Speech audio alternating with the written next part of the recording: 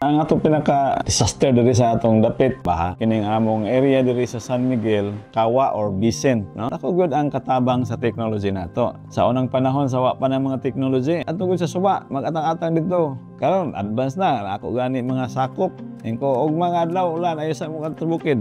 Kini nga mga programs nga gihatag ni PIN is very helpful sa mga nga end kay gicapacitate kami to save lives and to protect the properties of the constituents of San Miguel. The benefit of the tabletop exercise is of great importance because once any disaster comes, preparedness is the most important. If you invest most in early warning system, that will be the most economical and productive strategy. Tulad nung dati nag-share line, decide ang tatlong munisipyo, doon na sila magsasabi na itong level na to, nasa suspension na ng elementary, high school, based doon sa data na nakukuha nila sa stream.